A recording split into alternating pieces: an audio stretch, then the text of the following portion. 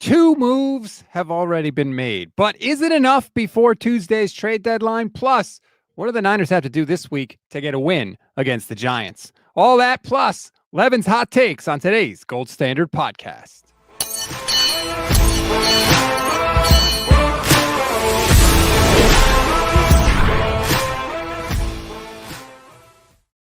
What is good, everybody? Welcome to the original Gold Standard podcast. I'm Rob Stats Guerrera. He is Leven Black. We are part of the Pro Football Insiders. What's up, Leven? What's going on? A wonderful Wednesday evening. And by wonderful, I mean it's getting cold and I don't like it. Yeah, it is ridiculous here where we are in the northeastern or northern part of the country.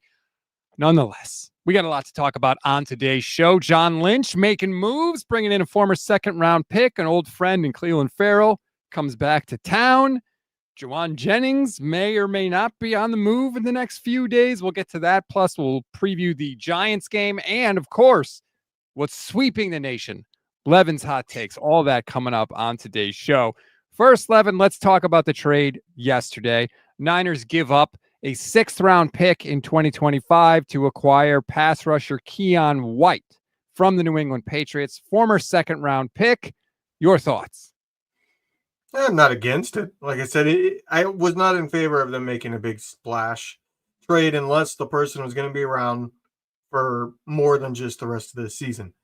Keon White, they didn't give up pretty much anything for him. It's a sixth round and getting back a seventh round and the player, if I'm not mistaken. So it's basically a buy low and hope the guy at the very least can be utilized for some snaps to help the guys get some rest without falling apart. Like it's not a move of we're getting this guy and he's going to help develop our pass rush. It's get a guy that at least allows us to put him on the field and not everything fall apart so the guys can get some rest and not have to play every single snap. Now, if he turns into something, I think there's a small chance that he does because I don't think he was utilized quite right in New England.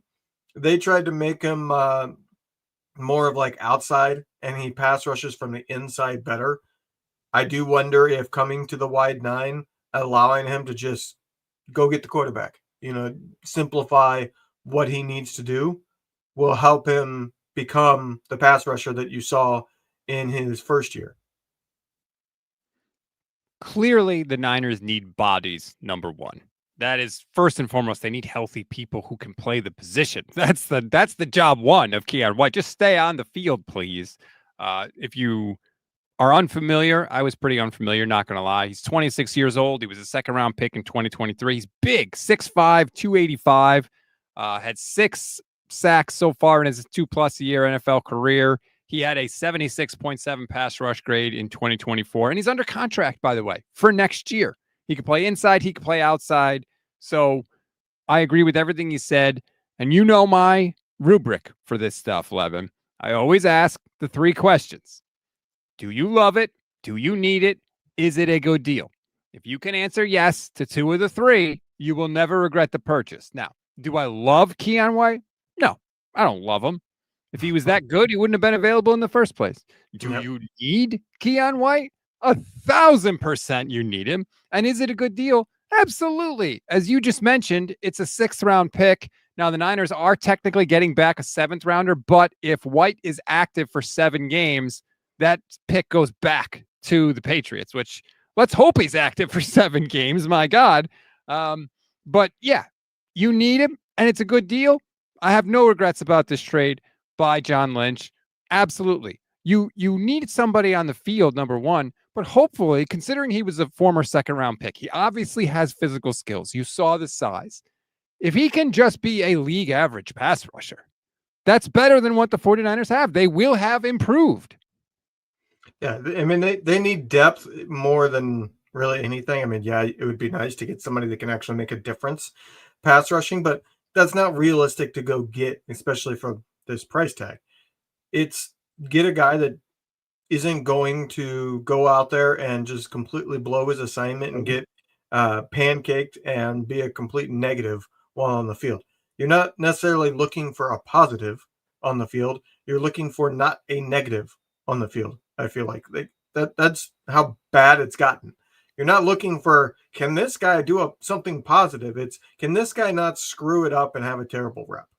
And I think the Niners are sort of hoping that between their really good defensive coordinator in Robert Saleh and a guy that they at least pay like he's the top defensive line coach in the league in Chris Kasarik, that maybe they can get a little more out of Keon White than they got out of him in New England.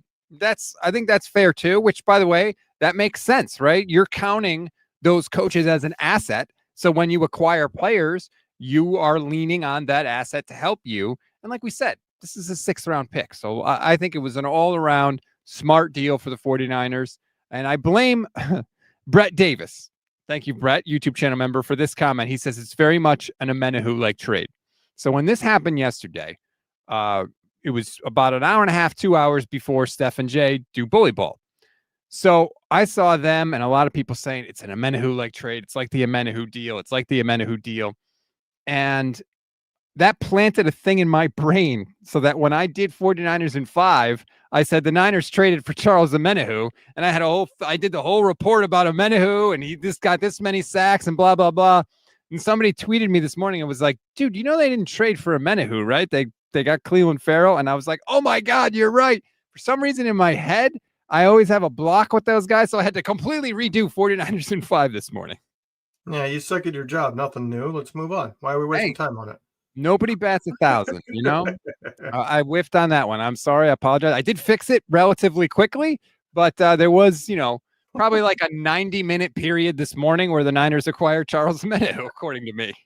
I think the most interesting part of this move is how do they play him?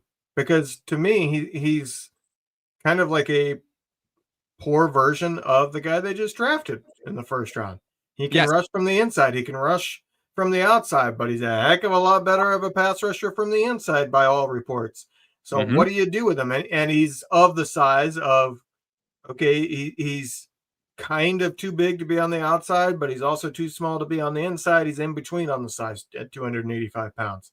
So how do you play him? I'll be curious to see if they utilize him and say, okay, we want Michael Williams to go to the inside and pass rush where we think he can be really, really good and give us some kind of pass rush.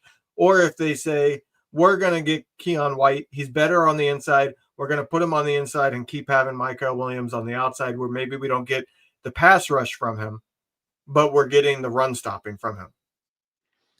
We have to wait and see if they really like Michael on the inside. Maybe they say, hey, at least we can put White out there and we think we're okay. And then we're going to set up our 11th overall pick and try and maximize what he can provide. I could see either argument, to be honest with you, but they needed somebody out there that they think, again, can do the damn job. And they didn't have that. Like, they couldn't get a pass rush on the Texans, who everybody gets a pass rush on. It was a major, major red flag what happened in that game against Houston. And at least they're taking steps to address it. Like we said, Trey Hendrickson, pipe dream. And I don't really know that I even want them to go and do that at this point. But a move like this, absolutely, right? You improve yourself this year. He's under contract for next year. There's no downside to this. No, there's really no downside to it. I mean, the worst possible scenario is they gave a 6th-round pick. White is terrible, but he plays in 7 games because they have to have him active for 7 games, and so you don't get that 7th-round pick. That's literally the worst-case scenario. The worst-case scenario is they got nothing and they gave up a 6th-round pick. That's not really a risk. I do like, and I think it's the best part of this trade, the fact that he can play inside and outside, so it's kind of like getting depth at both spots. He can give some rotational snaps to the inside and give the DTs a little bit more rest, and he can give some snaps to the outside to give the DEs some rest. And I like this comment from Brett also, who says, think of the massive wall the Niners can form with White, Williams, and Alfred Collins, who are 3 generally massive human beings, just large human beings, right? Short yardage, stuff like that. Never hurts to have 3 giant dudes in there, right? Yeah, they just need to sign Kinlaw now, and it's complete. Well, not just because you're a giant doesn't mean you're any good, but it doesn't hurt. Size is a skill, as Chris Sims likes to say. Benali says the last time a team from the Bay Area traded for a player from New England, the team that hadn't made the playoffs since 2021, the Bay Area team didn't make the playoffs, but the New England team did. Bummer. Yeah, I'm trying to remember who that was. And Jimmy G, right? no, she's saying since 2021. Oh, my bad. No, the There- New England team that hadn't made the playoffs since 2021. yeah. The trade was from 2017. Oh, wait, no, that doesn't make any sense. I don't know what the hell Benali's Yeah. saying. I No, thought there is. I do remember there being a season where New England was selling off and then they turned it around. But I don't remember the 49ers acquiring somebody. So I'm drawing a blank. well, We she said we, a team we from the suck at Bay this. Area. It might not. Well, yeah, that we knew, but it doesn't necessarily mean it was the 49ers. Just tell us what. Oh, okay, there you go. The Devers trade. Oh, you went baseball on us. You went baseball. Sorry, my bad. I should have. I wasn't thinking you were going baseball. Sorry.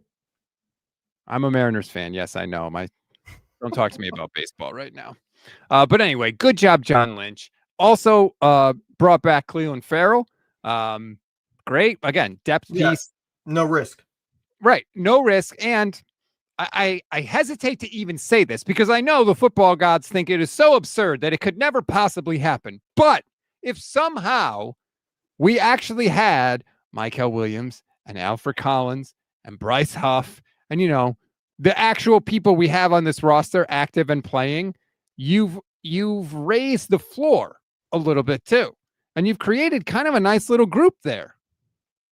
I wouldn't go quite that far at the end. It still would be one of the worst pass rushing defensive lines in the league, even if everybody was healthy.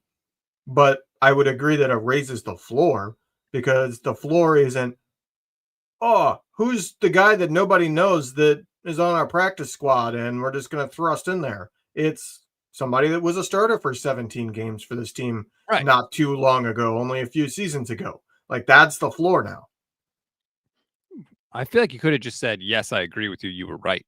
Well, I didn't fully agree. I agree with half of it. That would have been a shorter way to say that. I'm just pointing that out. But it'd be not like if you had Bryce Huff and Yetur Gross-Matos and Michael Williams and Alfred Collins and Keon White.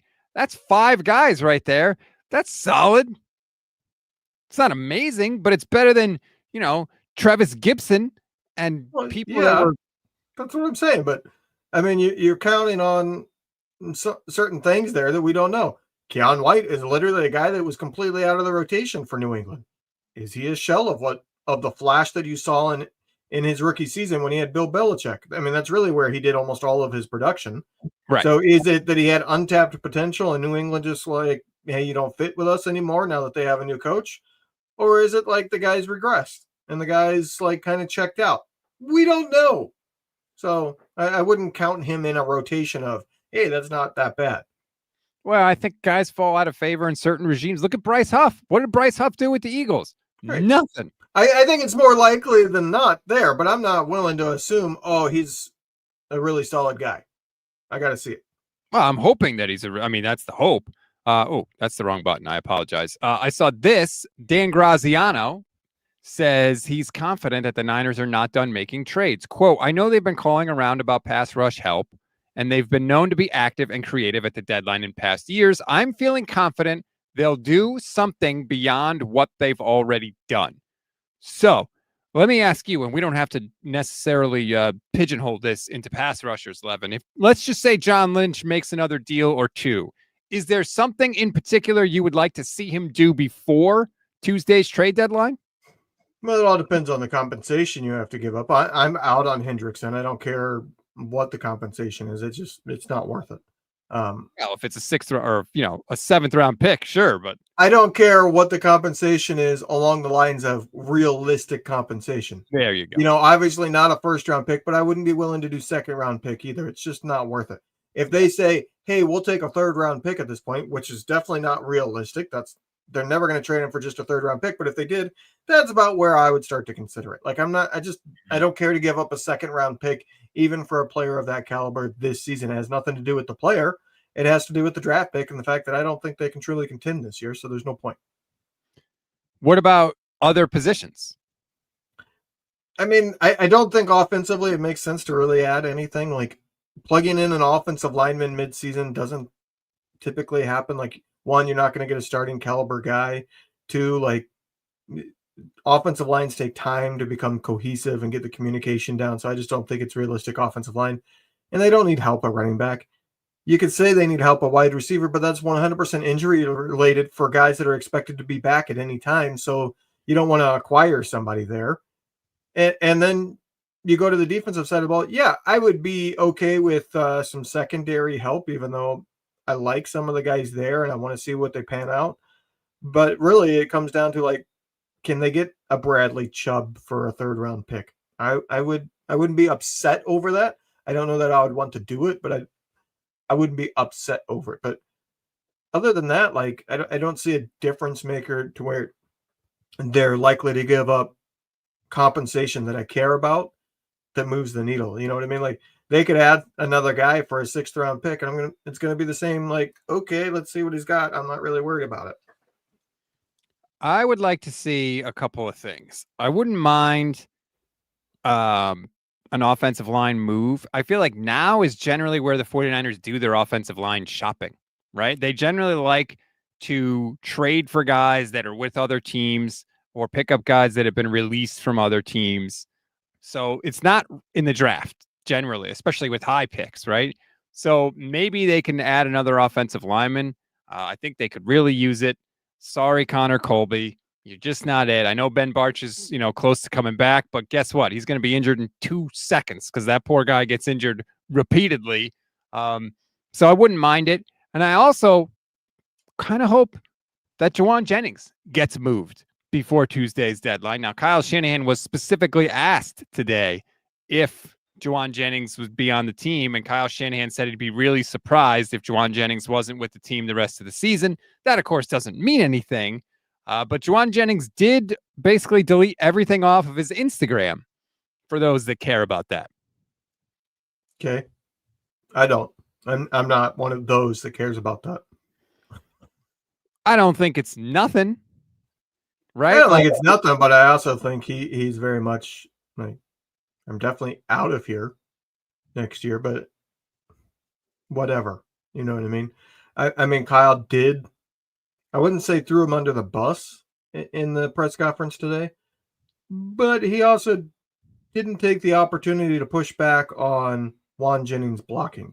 No, he defended him. He said he's banged up. He did not come out and say, he said, I saw more, I forget the exact wording, but he said something along the lines of, he saw more of Jennings blocking last week than he's seen. Saw more normal Jennings last week. Well, that implies that, yeah, he was not blocking well in previous weeks. He said, Jauan has been really hurt all year. I think he's getting better. I think last week was a step in the right direction, but hopefully he'll be better this week. Jauan has been compromised on a lot of things. They asked specifically about the blocking, and that's his response. To me, it's a step forward. Okay, so last week he was mediocre in blocking. That means, yeah, Kyle's saying that his blocking was crap. It was crap. Right. Like, if that's what it's going to be, then you shouldn't be playing. If you're that banged up that you can't block in the run game, and that's why the run game was averaging 3 yards per carry, then you shouldn't be playing. See, I saw his comment says, oh, JJ's getting better. I agree with Vinny. He's trying to pump up JJ a little bit. And if you could get back the 6th-round pick that you gave up to get Keon White, yep, I would do that deal in a second. Like, get out of here. I'm all set with you, Jauan Jennings. I don't know that it's going to happen, but if you can get a pick for him, great. Do whatever you can get. I'm all done. I just don't want to see 15 out there anymore. Not looking like that, because he doesn't look like the player that he has so far with the 49ers. I'm going to respond to Benali saying never went to work sick. Yes, but when I was so sick that me being there puts everybody else at risk of not getting the job done, then no. Like, if I can't get out of bed and I can't think straight, I'm not going to work where I'm so sick to the point that I'm compromising the quality of the work happening and putting getting the job done at risk. And that's what I think he was doing. And it's commendable to a certain degree, but that's where somebody needs to be stepping in and saying, if you can't block, we need you to rest, because what we're seeing on the field is not something we need. We need better than that. And by the way, that you should be very encouraged by that, Benali, because for anyone that doesn't know, Leven works in a blast-proof room, and that's not me making it up. Just really quick for people, because 46% of people watching are new. So for anyone that doesn't know, Leven, why do you work in a blast-proof room? Because I operate a natural gas plant that can go boom if you don't do it right. That is a serious job. Like, this is my job. This is not a serious job. It sounds more serious than reality, because in reality, we have all kinds of instrumentation, like thousands and thousands of things up there that are reading pressures and flows and temperatures. And if it hits an unsafe point, it takes the controls away from me essentially and says, yep, you're shutting down. We're closing the inlet to where you can't bring any gas in. So like, it sounds more serious. Now those things could fail in very rare circumstances, but I mean, usually if in the very rare circumstances that you've had a gas plant or a refinery have an incident where something blew up, it's because the operators were bypassing safety protocols and running things where they should not have been running things. And I don't play that game.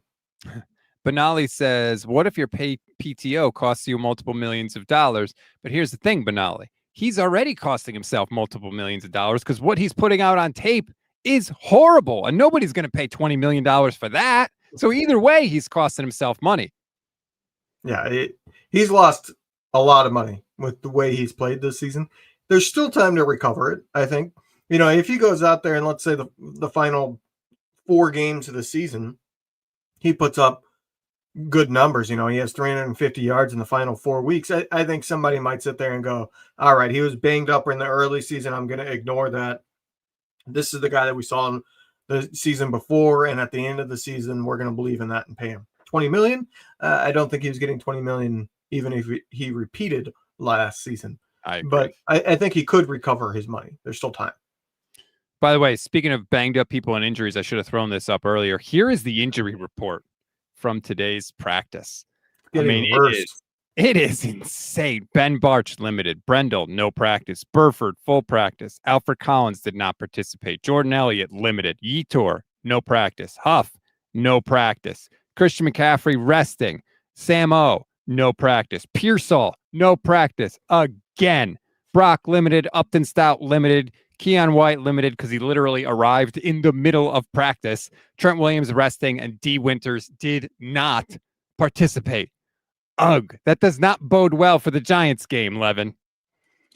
You literally have 4 offensive linemen, 6 defensive linemen, not counting Keon White, and your top 2 quarterbacks. Like, you don't even get to, there's also the top wide receiver there. There's also your top linebacker there that's left at this point. Like, there's also, he was a full participant, George Kittle, but there's also an all-pro tight end there. But you literally have 6 defensive linemen and 4 offensive linemen. Yeah, that's a major problem, especially the defensive linemen, because unlike offensive linemen, the defensive linemen rotate. So you need your depth. Even the guys that are on here as full, like George Kittle was back for 1 game. Oblique. Got another injury now. Now he's a full participant, but it's still listed there. Mac Jones has knee. His knee is on there twice. And he was a full participant. Damn it, man. It's insane. There's no other way at this point. Yeah, I don't know what else to say. Yeah, I don't know what else to say. I'll have a hot take related to it, but. All right, well, before we get to that, by the way, Brett Davis says, do we see Nick Martin play with the Winters knee injury? I don't know, because they had a chance to put him out there, and they put Curtis Robinson out there ahead of him. So right now it appears like they set that 3rd-round pick on fire when they took Nick Martin. Nick Martin is on the Banks rookie train. Right. And, yeah. I don't, like, people were like, well, worked out for Banks. 1, did it. They did. Yeah. 2, a linebacker who's drafted in the 3rd round and can't even see the field when there's multiple linebackers injured in front of him. Yeah, no, it's not offensive line where, like, the backups never play. So him not being active on game day, meaning Banks, wasn't as big of a deal. Even your fourth and fifth linebackers, they play on special teams or occasionally they get snaps on defense. Like we saw the fourth linebacker get some snaps this past week. Like the fact that he can't even get on the field, not a good sign. Dude, second and third round picks play, and they play right away. Like this whole oh, well, they drafted him a year early. No, man, if you're good, you're going to play. Aaron Banks was not good. He was not good. Like, only the 49ers have this plan where, you got to draft a guy and it takes a whole year for them to go. Like, no, man, if you're good, you play. They drafted Bosa. Guess what? He started from day one. Deebo Samuel was out there pretty much from day freaking one. Like, what are we talking about here? The fact that Nick Martin can't get on the field means he's not good enough to get on the field, right? If Nick Martin was better than Fred Warner, he would play. He's not. That's why he's not playing. That's why he's not. And he's not better than the second string. He's not better than the third string. He's not better than the fourth string, apparently. Like, we don't need to, this whole you got to wait. You got to wait. No, you don't, man. No, you don't. Now, it doesn't mean that those guys aren't going to get better when they do play. I agree with that. But there's a reason he's not out on the field. It's because he's not any good. You think the 49ers are intentionally keeping him on the bench even though they know he's really good? No. He's developing, as if you don't develop most effectively by going on the field and seeing how much you suck and what you need to work on. You know what I mean? Like, that's how you develop, especially as a linebacker. You go out there and go, holy crap, I didn't recognize that run play. That was a good fake. I need to figure out why I fell for that and not do it again. Much like Upton Stout is out there, much like Marquise Siegel. Well, used to be. Now he's not, but they took him off the field. But that's what they were doing with those guys. Matthew Bolts, YouTube channel member, says, I think they just need to throw him out there and see what they have. Guessing sitting out last year at college is holding up his progress. Yeah, he was hurt. I said he needs to play. 2 years out won't help. Exactly. You're going to wait. It was just like Trey Lance all over again, right? Boy, this guy's barely played. What do we do? Keep him on the bench. No, that's not the ideal situation. So very frustrating. I assume at some point we'll see him, but who the hell knows? Now, before we get to Levin's hot takes that are sweeping the nation, just want to take a few minutes to talk about Sleeper. If you are going to make picks this year in the NFL, please do it with Sleeper. All you got to do is pick higher or lower on a variety of stats, touchdowns, receiving yards, things like that, and you could win up to 1,000 times your money with Sleeper. Now, you got to pick guys from multiple teams. That's the caveat there, but don't worry. Michelle and I give you the picks every Friday from both teams in the Niners matchup, and we have been right 70% of the time. So hop on board. If you haven't done so already, sign up for Sleeper, and you can get a free $20 entry just for signing up. And if you want to actually deposit money, go ahead and do that too, and use our code GSP, and you'll get up to a $100 match on your first deposit. Terms and conditions apply. See Sleeper's terms of use for details. Currently operational in over 25 states. Check out Sleeper today. All right, Leven.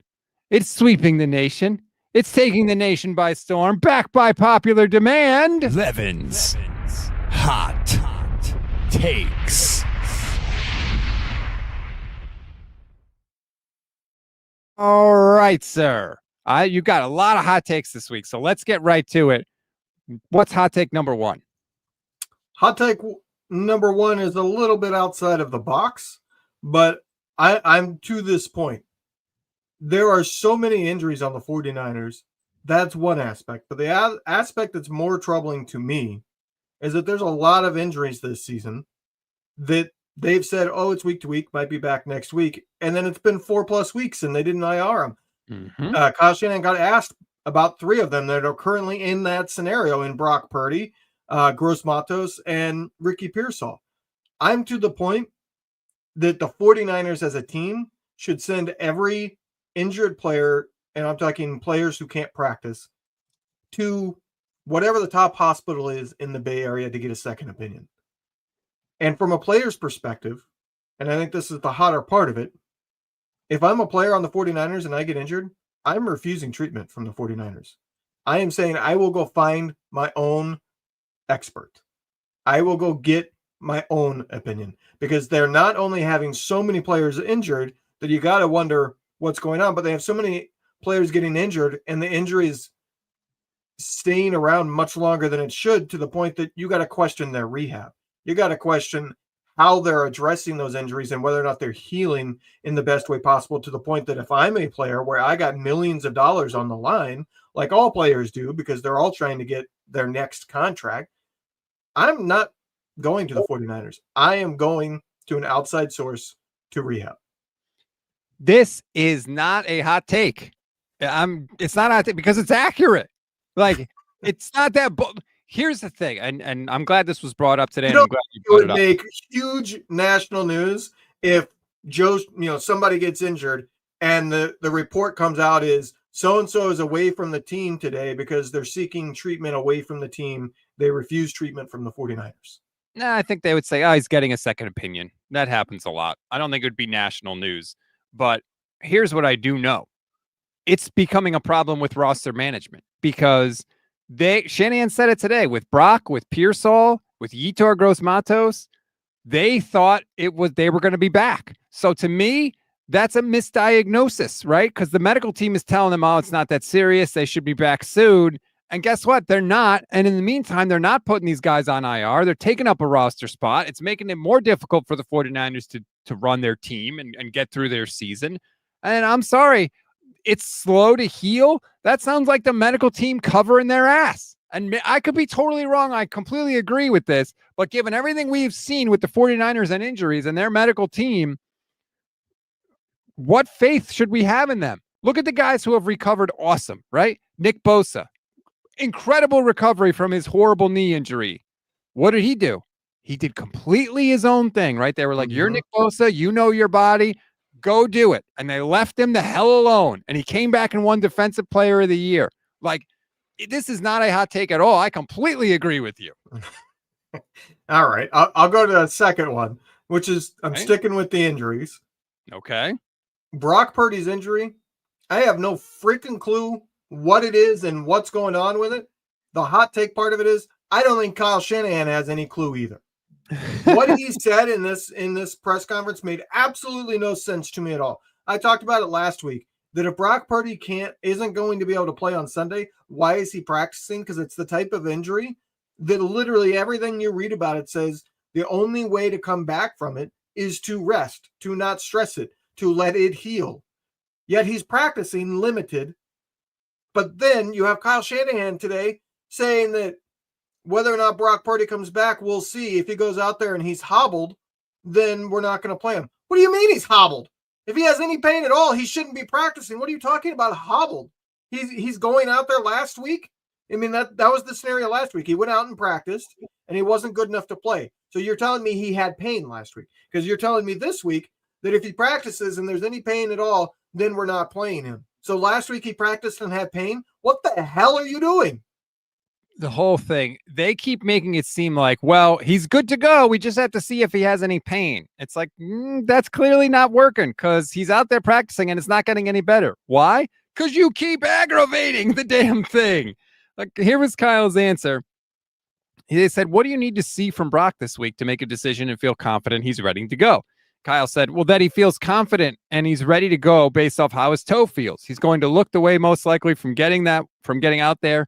If he gets out there and is hobbling around and stuff, he won't be out there. So he's got to go out there and go through practices and stuff and really let us know how good he feels. It's hard to know what's going on with the toe, and they're really iffy things. Last time we felt like he was feeling pretty good, looked good in practice, and then in the game, one hit and set him back for 4 weeks. So it's kind of a sensitive situation, and hopefully getting some reps in practice and stuff will give him that confidence that it's better than it was last time.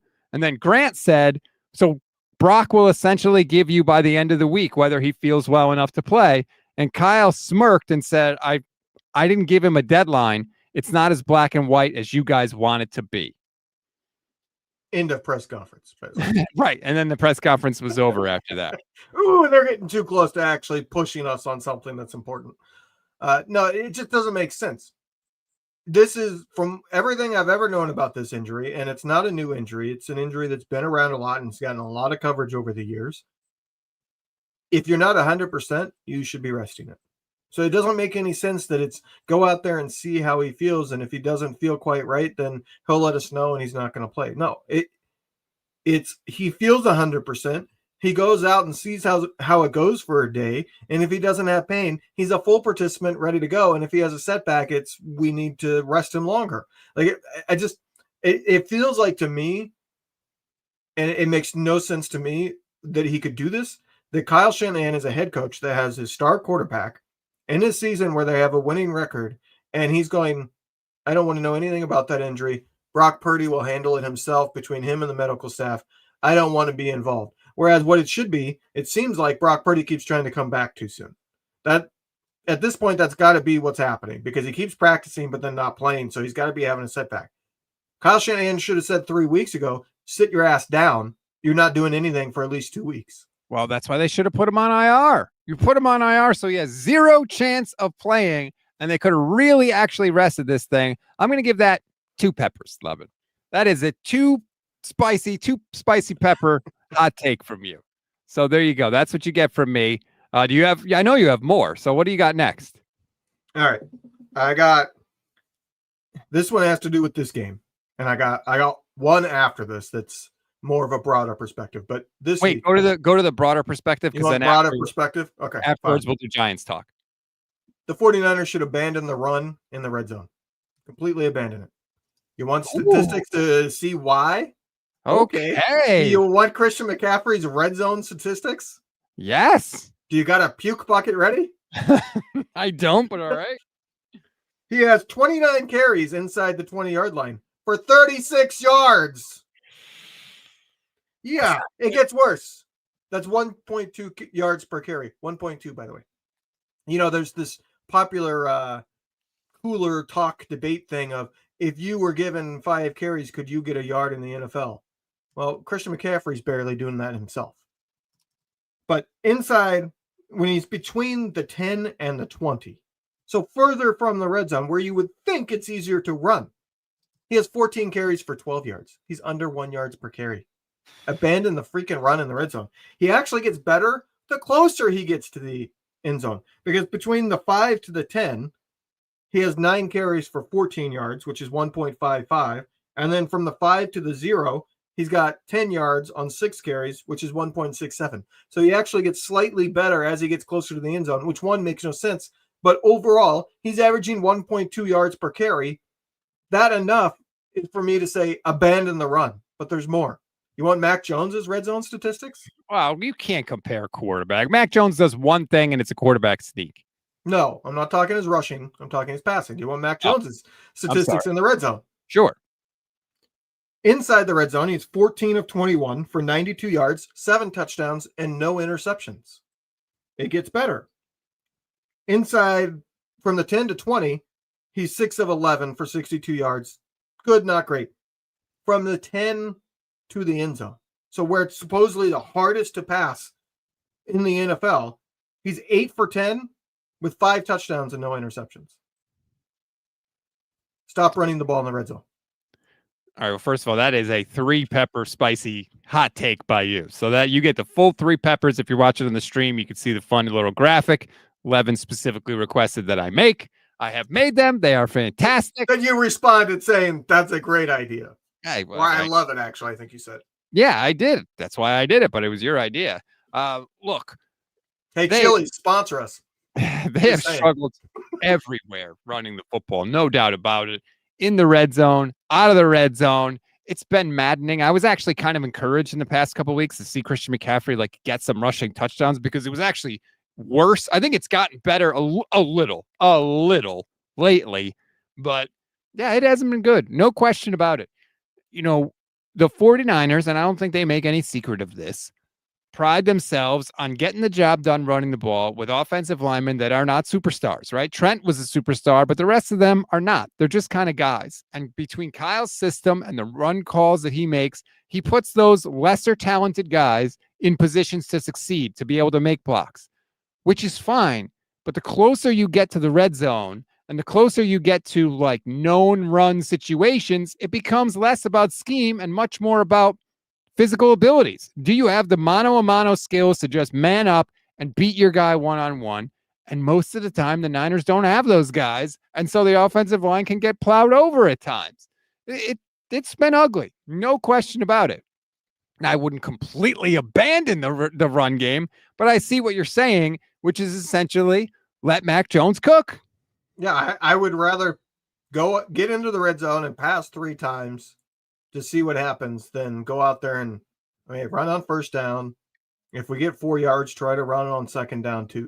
Like their typical offense. I don't want to see typical offense in the red zone. It's not working. Abandon the run. I think teams know that once Kyle gets into field goal range, he goes, all right, here's a run on first down. Yeah. Yep. Here's a run on first down because we're in field goal range, so I don't need to risk things. And he adjusts based on, if it's stuffed and it's 2nd and 10, he might pass. But if it's not stuffed, he's going to try to run again. Yep. And it's low risk too, right? There's no chance of the quarterback throwing a pick when you run the ball. I agree. The second they get into the red zone, run. Book it. It's like the most predictable thing. And I actually liked a couple of the pass plays that he drew up. I like the play action he drew up to, it was to Kittle, but Ton just stole it from Kittle, basically. And then the 2-point conversion play. Beautiful. I loved it. It was easy. That's how it's supposed to be in those situations. It was a nice, easy play that won on the design. That's exactly why you have Kyle Shanahan there and coaching your team, because you want more of those things. And so that was nice to see. So I can't totally get on board with that, but it was a hot take. Last week, I felt like you didn't really have hot takes. You're bringing it a little bit today. So, okay. Well, last week was following a game that everything went right in. Right. Hard to have hot takes after. All right. Last one. If the 49ers look like they did the last week against the Giants, put a fork in them, they're not making the playoffs. So if they lose, you're saying?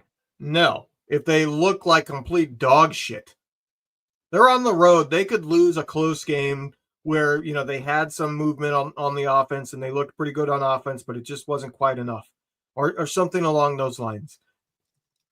If they go out and look completely broken, look like a team that doesn't want to be there because the Houston Texans aren't just beating them, they're manhandling them. They're treating them as if they were playing a high school team, like the entire first half was in that game. Then I don't think this team is broken, and this team will fall. And they don't have the talent. I do have some statistics to talk about how bad they truly are. Like they're 5-3. I get it, but let me move my notes to the other page. Oh, yeah. So many hot takes today. I needed 2 pages. Shut up. No, so defensively, we all know they suck at getting sacks. They're 31st in the league.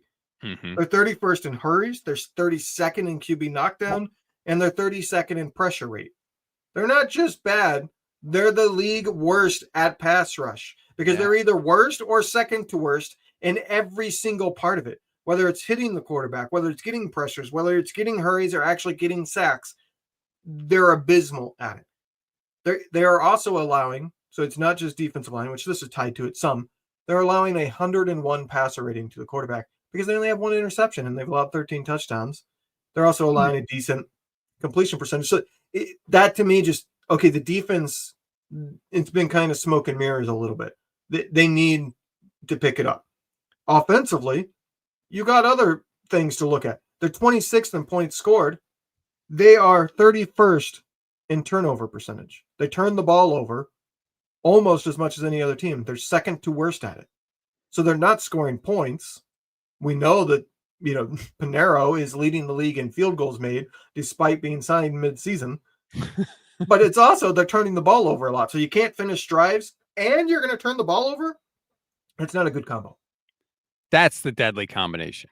They don't score enough touchdowns. They give the ball away and they don't take it away. If they were taking it away as much as they gave it away, they could survive, but they're not. That's the problem. I think they're -5 on the year in turnover ratio. It's devastating. It's just, this is exactly what we complained about when Jimmy Garoppolo was the quarterback, right? Turnovers and not scoring enough in the red zone. It's the same thing. It's maddening. What's the common thread there? Kyle Shanahan? I mean, Kyle Shanahan doesn't make his quarterbacks throw interceptions. That's the thing. No, but I do think that it's a little bit of a higher risk in terms of he wants the quarterback holding on to the ball a little bit. It's not a short, quick passing scheme. It is we're going to throw off their reads and make them read it incorrectly because I know what they're going to do. And that takes time to develop. It takes time for somebody to run a route and get the defense to move the wrong direction. I do think that his red zone offense is maybe the worst in the league because this has been his entire career, even before the 49ers, that he has struggled in the red zone. I don't think he's good at the red zone. If I'm Kyle Shanahan, the thing I would have done years ago is go out and find a red zone expert and say, your only job is to play call the red zone. You will create the red zone offense each week. I will help you, but you will have control when we get to the red zone. That is never going to happen. Are you out of your mind? No, it's never going to happen, but it should happen because Kyle freaking sucks in the red zone. The one thing that I shouldn't say the one thing, but what was nice about the roster in 2023 was it was filled with guys to make up for that deficiency. George Kittle, Deebo Samuel, obviously a healthy Brandon Ayuk, Christian McCaffrey. It was guys that could catch a ball at the 30, break 2 tackles and run for a touchdown, or catch a screen in the red zone, break 2 tackles and run for a touchdown.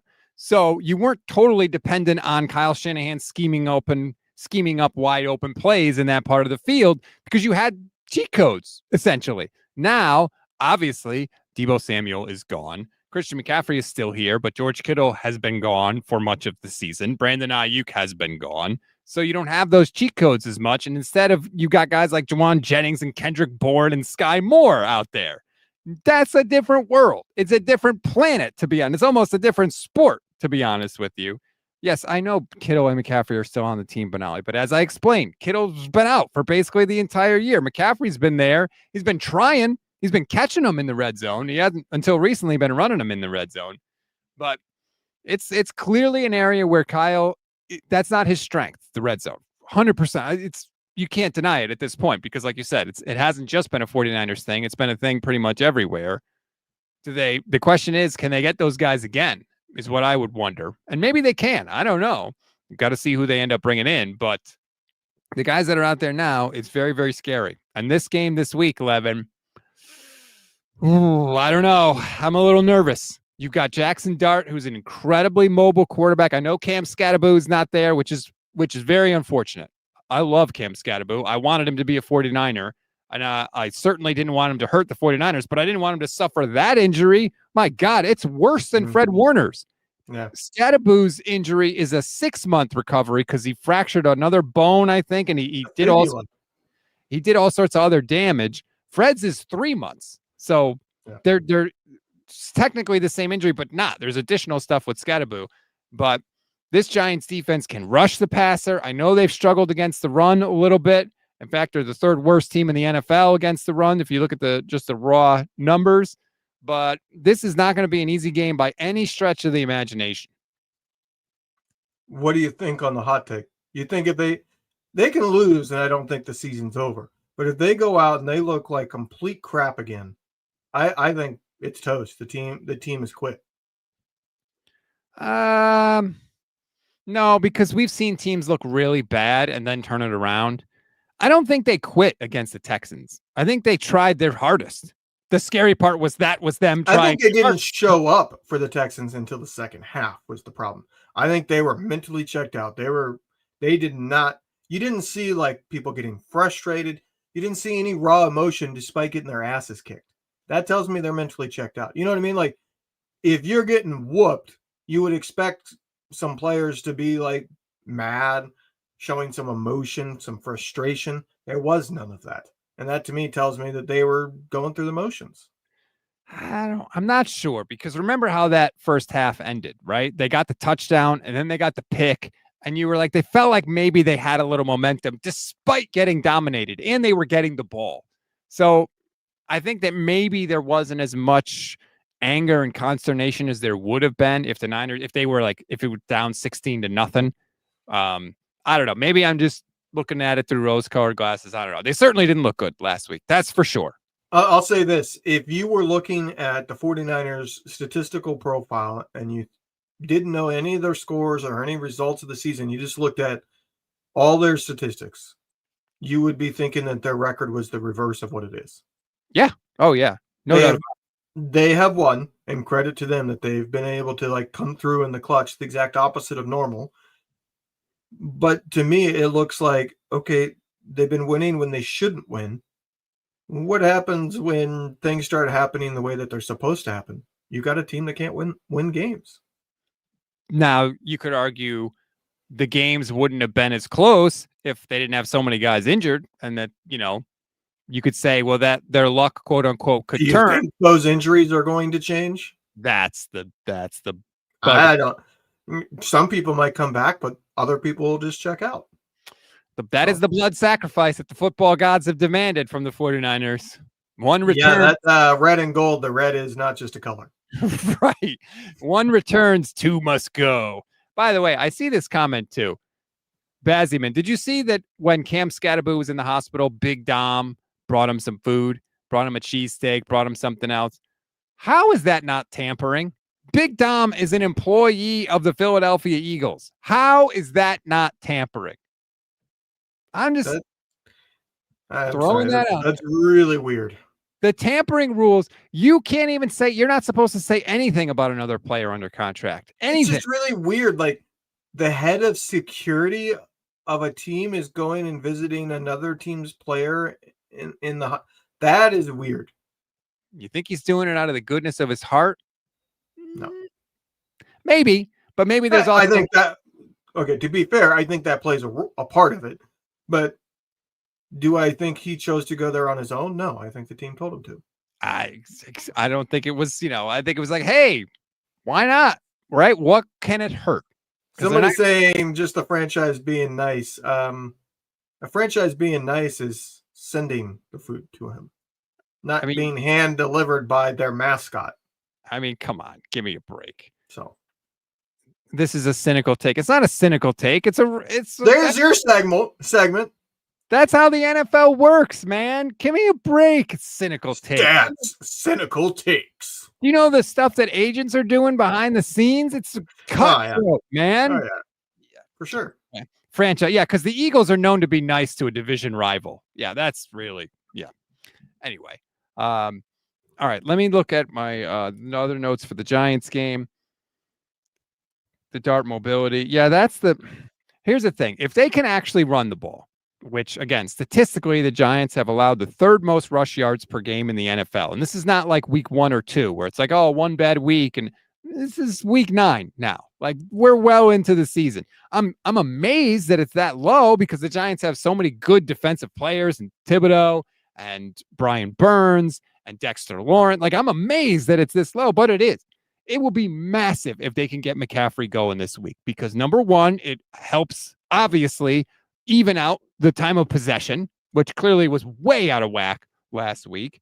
It also protects you, in theory, from the thing that has hurt the Niners the most this year, which we just talked about, the turnovers, right? It's way less risky to run the ball. So if you can run the ball and move down the damn field, that will also help mitigate your biggest issue, which was giving the ball to the other team. So it'll be a massive, massive thing if Christian McCaffrey can get going. Do you think he can get going? I think he can. And if he doesn't, again, that's another nail in that coffin. They already have the fork in them. If they can't run against this defense, they need a full overhaul of that offensive line. And I do mean full, meaning Trent Williams go retire. Like, if they can't run against this defensive line when everybody else is, like, to me, that's just another sign that this team they don't have the horses.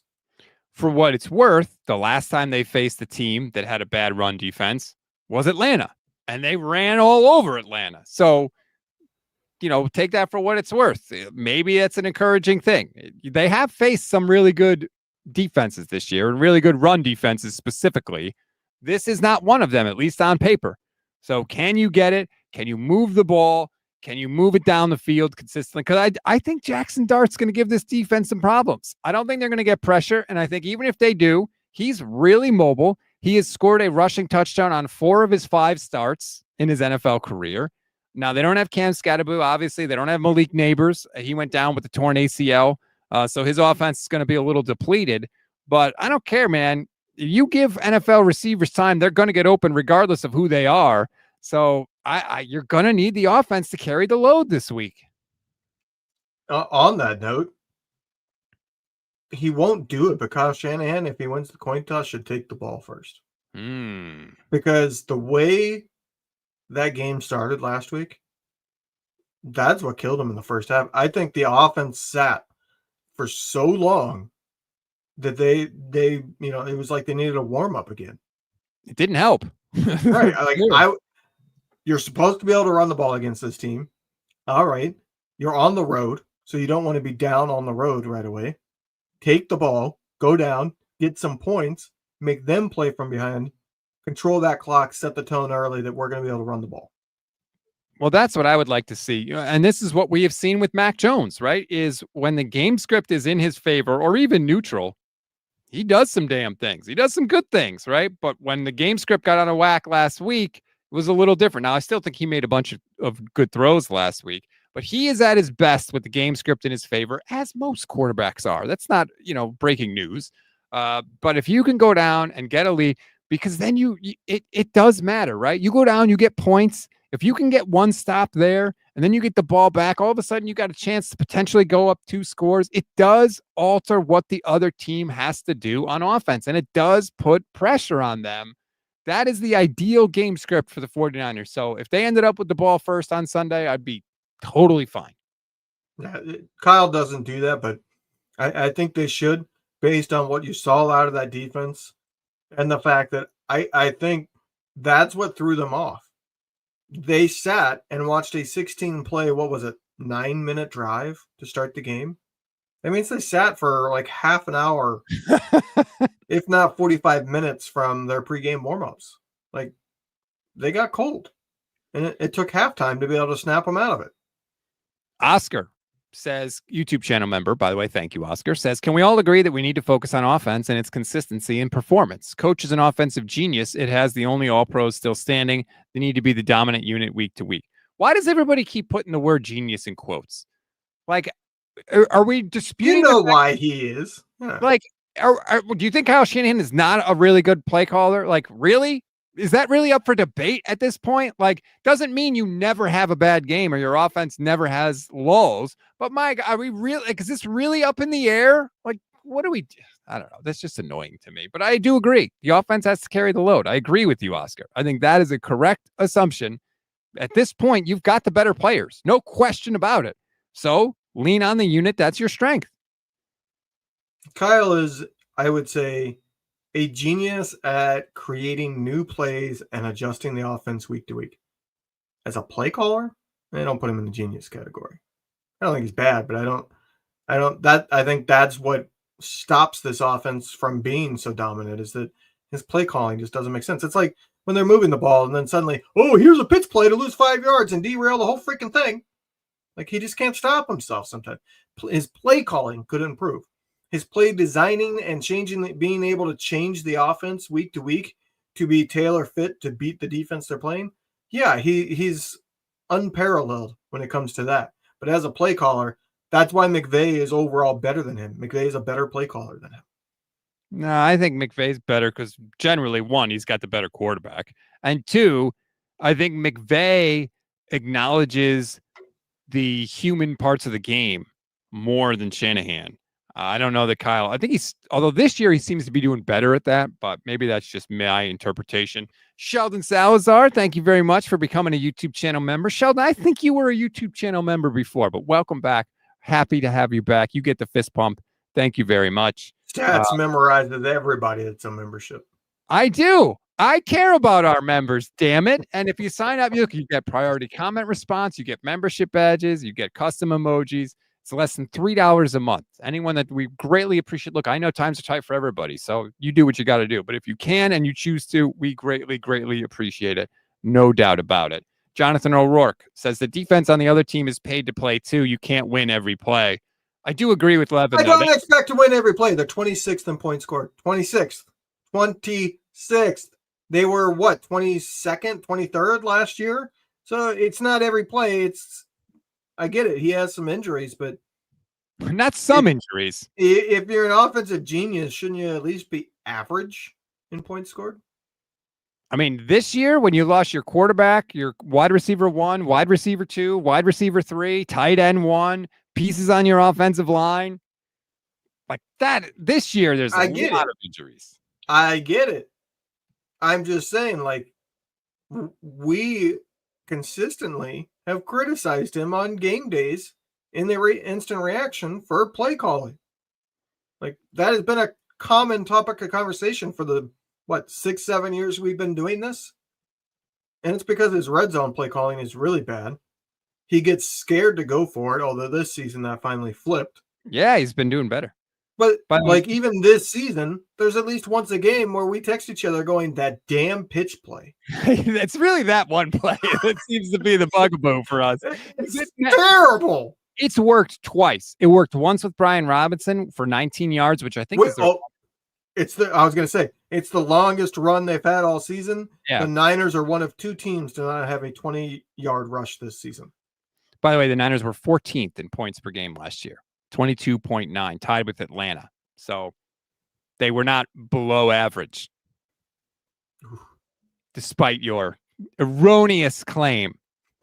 Just, we deal in facts here on the show. That's fine. Vinny V says, remember the good old days scoring 30 points a week? Didn't we try and tell people, Leven, at the time, this is not normal. This is not what happens all the time. Enjoy this.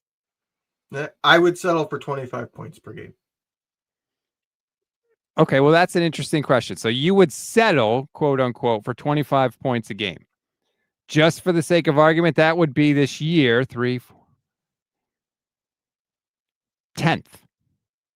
Yeah. The Rams are scoring 25 points a game right now. Mm-hmm. The Denver Broncos are scoring 25.9 points a game. The Steelers are scoring 25 points a game. Yes, they are. The Steelers are scoring 25 points per game, with Kenneth freaking Gainwell having a huge game, DK Metcalf being their star receiver, and the shell of Aaron Rodgers as their quarterback. I don't know how much of a shell he is, man. Did you see? Not this week. I'll say this because I watch a lot of Steelers games. I live in Pittsburgh. He should be in the MVP conversation if his damn receivers could catch the ball. There have been so many throws where he throws it into a tight window and they drop it. Dude, his arm, he had one throw where he's rolling out. He launches it. He's 40 whatever years old. The dude has not lost his arm at all. He's lost 70 air yards. I know the exact throw you're talking about. Like, what? Now, he doesn't stand in there and get hit. I mean, his own player tackled him and he lost his mind. So, like, that part of the game has changed for Aaron Rodgers. His leadership is not great, and he can't move anymore. But, man, that arm is just blessed from the gods. It's unbelievable. Benali says, can Kyle get his quarterback back before we're questioning his ability to score points? Leven. I added that last part. We say this every year. I'm tired of that being an excuse. Are you blaming Kyle for the quarterback injuries? Not completely, but somewhat, yeah. I mean, the only thing I think you can blame him for... Did we not talk about Brock Purdy's elbow being in large part play design? Hey, let's have a backup tight end try to block the fastest pass rusher in the NFL. That doesn't guarantee a quarterback injury. No, but it does guarantee your quarterback getting hit. It doesn't guarantee it because they ran that play multiple times that season and it was fine and it worked. Was it Hassan Reddick coming after a backup tight end? Okay, so and this one time it didn't work, but acting like Kyle should have known if you run that play, your quarterback's elbow is going to explode. It's not that he should have known the elbow should explode. It's if you're calling plays where it's probable your quarterback's going to get hit, you're upping the probability of an injury happening because getting hit is when injuries happen. So the more you do it, the more the probability goes up. How often did they do it? How often when they did it did the quarterback hit? And oh, by the way, other teams do the same thing. You think Kyle Shanahan is the only one calling that play? I never got on board on that train. I always thought that was just wildly, well, he got hurt, so now we're going to blame him for it. That never made sense to me. I don't blame Kyle Shanahan for the quarterback injuries. Now, you can blame him for sticking with quarterbacks that continue to get injured. That's a different thing. But is it Kyle Shanahan's fault that Trey Lance's ankle was twisted in the wrong direction? No. No, but it was his fault for Jimmy G for the last 2 years he was here. That much is certain. What, for sticking with him, you're saying? Yeah. Well, I agree. He never should have stuck with Jimmy G. But kind of like people act like Kyle Shanahan is causing these injuries. It's like, no, head coaches don't cause quarterback injuries. Disagree. They play a part. I think that's nuts. Kyle Shanahan is the only coach that ever gets blamed when his quarterback gets hurt. What about and is anybody blaming Kevin O'Connell because JJ McCarthy and Carson Wentz have gotten hurt? I haven't heard a single person blame Kevin O'Connell for the Vikings injuries at quarterback. I haven't heard anybody blame Stefanski in Cleveland for the Browns injuries at quarterback. I haven't heard anybody blame any other head coach. It's only Kyle Shanahan that gets blamed for his quarterback's injuries. It's almost like every single year his quarterback's injured. It's not every single year. You love a certain statistic. Right. Talk facts. It's not every single year. It wasn't it. They were healthy in 2023. They were how healthy many? in 2019. How long has it been since the 49ers had a quarterback start every single game in the same season? 2 years. 2023. Yeah. If I'm Brock not mistaken, he started 16 out of Brock 17. started. He was healthy enough to start every game in 2023. He might not say that, but he didn't start one of the games. Yeah, because he sat out at the end of the year because they had clinched everything, not because he was hurt. It's been like 25 years or something like that since the Niners had a quarterback start every game. But who cares if he doesn't start every game because he's resting? Just saying.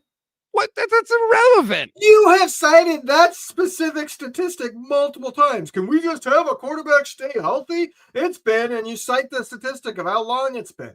No, I said the 49ers have had 2 healthy quarterback seasons, I think since 2014, because it predates Kyle, that's a whole other thing, which is ridiculous.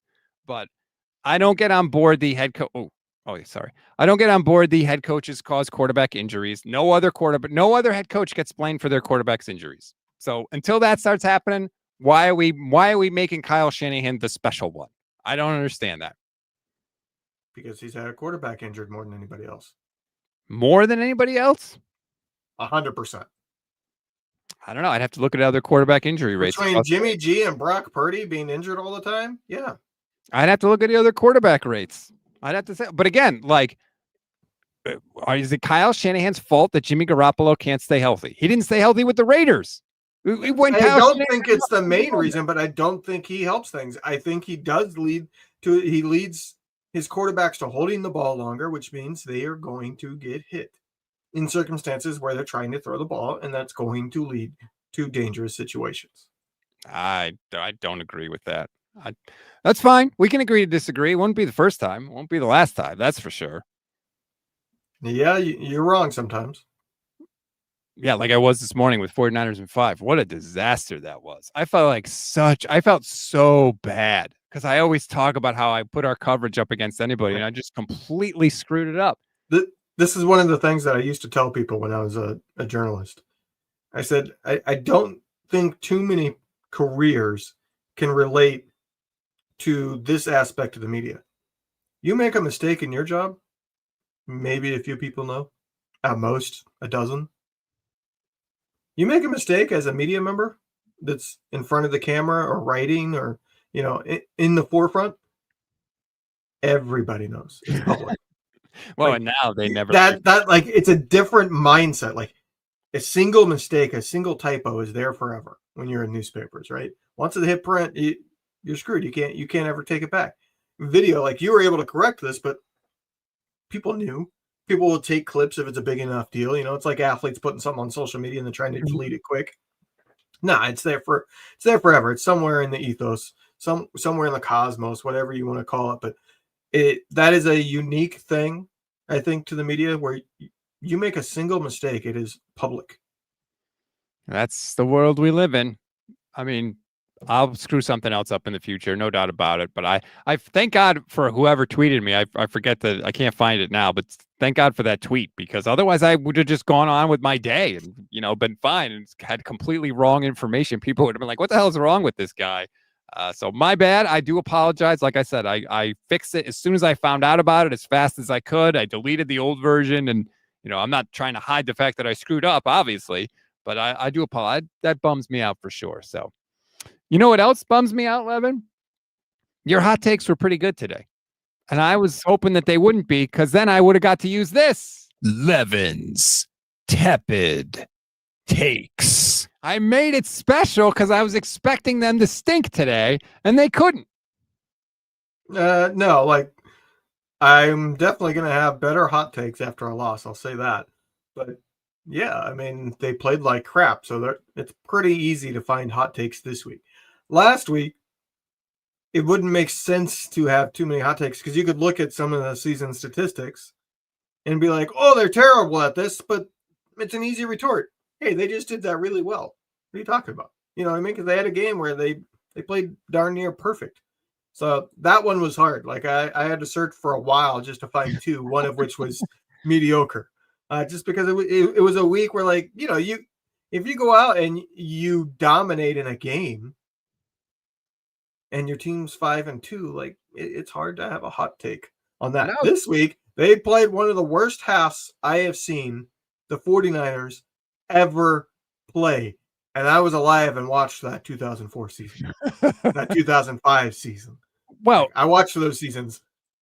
That was right there with them. remember, your hot takes don't always have to be criticisms. It could be hot take, Mac Jones is a top 10 quarterback in the league. That's a hot but look, I'm not going to make a hot take that I don't actually believe. right. And I don't appoint people in that way. Like, no, he's not a top 10 quarterback. And No, but I'm just you know what I mean? Like I don't think it's any secret. People who watch Rich Eisen show, like, this is a variant of the overreaction, which is my favorite show right now. I listen to it every week. But they will make an overreaction take that they don't necessarily truly believe. It's kind of tongue in cheek. I don't want to go that far with it. I'm not going to say something that I'm not willing to stand behind. You know, I may be wrong. You know, I might get proven wrong that my hot take was not right. Like, for instance, the Niners could play absolutely terrible this week, be 5-4, and limp into the bye week in a handful of weeks, but then come out of the bye week and win every game and look like a different team and end up getting into the playoffs at 10-7. Like, that's something that's possible. Now I'm eating my words, but I am going to have a hot take that I'm willing to stand behind and actually believe it. So when they play a damn near perfect game, it's hard to have one. Well, then don't do them. Because I don't want you to fake it. Like, don't force it. No, I'm not going to. I can always find something. But like last week, they weren't the hottest, but they were good conversations, and it was good show still. It wasn't like they were like, well, that was a terrible segment. No, they were. Levin's tepid takes. I don't even remember what they were. But like I could have come in and be like, hot take.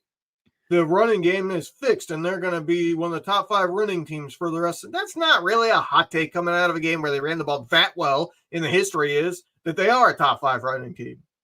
You know what I mean? Agree. Well, all right. Thank you for those. Thank you, everybody. Like this video, please. Subscribe to the channel. If you're just checking us out for the first time, we're live every single weekday. Please give us a shot. I promise you'll like what you hear. You come back for more. Even if the 49ers lose, you'll still enjoy it. Just give us a chance, please. And thank you. Tomorrow is Thursday, so we've got film breakdown with Johnny Dell. That's going to be 10 a.m. Pacific time. We're going to take a look at hopefully some Keon White, see what the Niners can get in this new present that they've just got. And the NFC West mixtape is back. We've had some scheduling conflicts the past couple of weeks, but the NFC West mixtape is coming back too. So a lot going on tomorrow. Again, like this channel, subscribe, and you won't regret it. Leven, have a very good rest of your Wednesday. Yeah.